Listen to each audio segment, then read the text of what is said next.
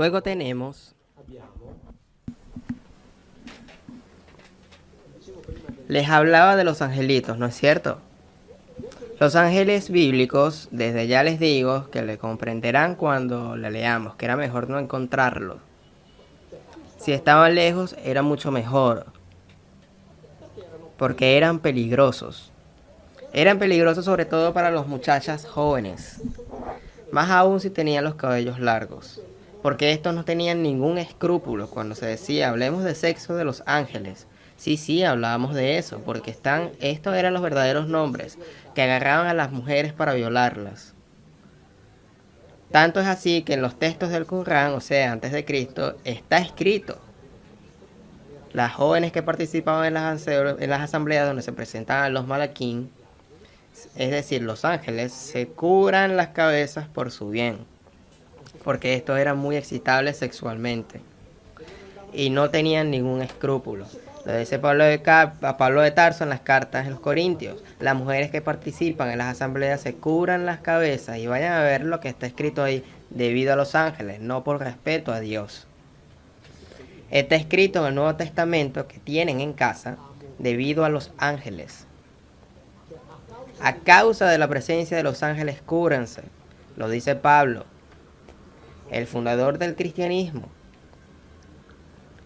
El tertuliano, el Virnibus Velandris, entre otras cosas, estudiado muy bien por un docente de teología de Torino, profesor Gramaglia, dice justamente esto: las jóvenes que participaban en las asambleas en presencia de los ángeles se cubren la cabeza para no excitarlos sexualmente.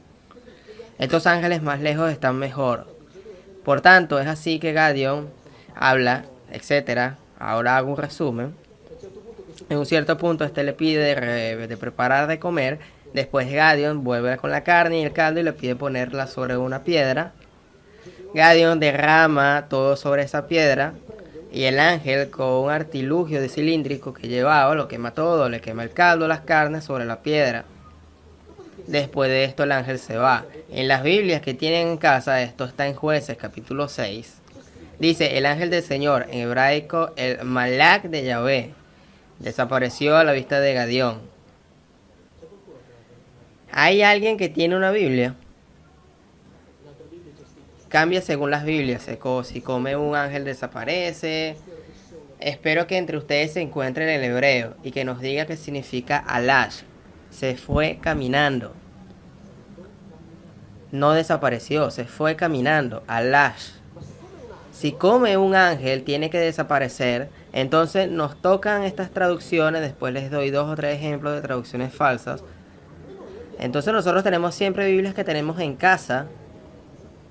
La idea es que estas 12 tribus de pastores nómadas o seminómadas, que tenían derecho a esta tierra prometida por este tipo, pero basta. Esto sería demasiado grande.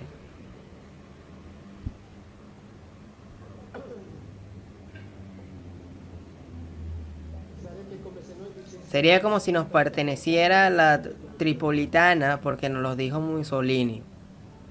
Entonces tenemos todas estas historias de pueblos nómadas y seminómadas. Después, a un cierto punto, leemos el capítulo 5 de Jueces, cuando se está combatiendo una de las muchas batallas para ir a conquistar. Esta es una doncella, Débora, es una jueza, digámoslo así, que está organizando una de estas campañas junto al juez hombre, etc. Entonces hace la lista de las tribus, y en la lista de las tribus dice quien participa en esta campaña militar, y después se queja que hay otras tribus que no participan. Entonces escuchen que dice: Galaad, una de las tribus, descansa del otro lado del Jordán. Es decir, estos no tienen ganas de combatir con ellos. Dan, la tribu de Dan, ¿por qué se quedan en las naves?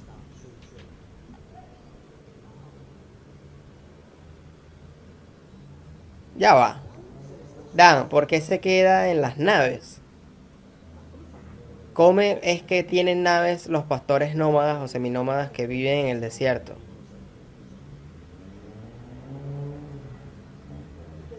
Pero si reconstruimos la historia y comparamos la Biblia y los textos griegos, descubrimos que en la Biblia Dan es hijo de Bilhah. En los textos griegos hay una que se llama Danao, que es hijo de Beló. En la Biblia dice que estos pueblos vivían en Egipto como hermanos. En los textos griegos se dice que Danao y Egipto vivían como hermanos. En la Biblia está escrito que Egipto comienza a usurpar a estos y entonces son obligados a irse. En los textos griegos se dice que Egipto comienza a usurpar a Danao y que éste es obligado a huir. Y Danao huye con sus naves y va a fundar la civilización micénica. Son los Danao, los antiguos griegos, que tenían naves. Y Dan tenía naves, no botes, para pescar alguna trucha en el lago. Las naves en el mar, aquí está escrito. La historia hay que reescribirla, toda la historia. Ha sido construido un gran único mito para poder después construir esta religión única. Pero es suficiente tener la Biblia para darse cuenta que las cosas no son así. Entonces cuando escucho a alguien que dice que Bliglino destruye a la Biblia, no, yo defiendo la Biblia. La destruyen aquellos que hacen decir a la Biblia cosas que no dice. Ellos la destruyen. Si la Biblia quiere decir también esas cosas, ok, está bien.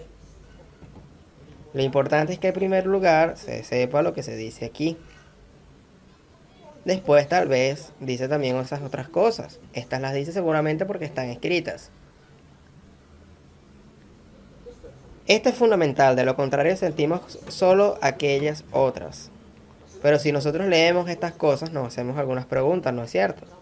Nos hacemos algunas preguntas y si juntamos todas estas historias vemos que se construye otra historia.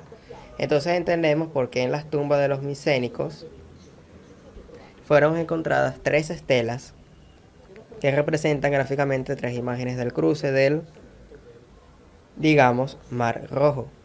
Les digo desde ya que el Mar Rojo en la Biblia no existe. Es decir, en la Biblia cruzaron en el Mar de Cañas, un cañaveral. Es decir, el Mar Rojo es otro mito totalmente inventado. Cruzaron el Yam Suf, que quiere decir Mar de Cañas, donde el agua es alta, o 1,50 m o 2, como mucho. En las tumbas de los micénicos está representado exactamente esto. Pero ¿por qué están allá? ¿Quién conocía allí esta historia? En las tumbas de los micénicos fueron encontradas joyas de culto. Se llaman así porque los arqueólogos, cuando no saben lo que se llama de culto, parece que los pueblos antiguos se levantaban por la mañana y que hasta la noche y no hicieran otra cosa sino más en el culto. Ellos tenían que comer, seguir con la vida, tratar de morir, bueno, ya tú sabes. Hacer lo que hacían todos y después a lo mejor practicaban el culto. Existe una pequeña joya donde está representado lo que se veía cuando se trataba en la casa de Yahvé, que le he hecho ver ella. Es decir, el arca de la alianza. Atrás estaba una escalera que subía. El altar de los holocaustos donde quemaban esa grasa, el cual él tenía que oler el humo para calmarse.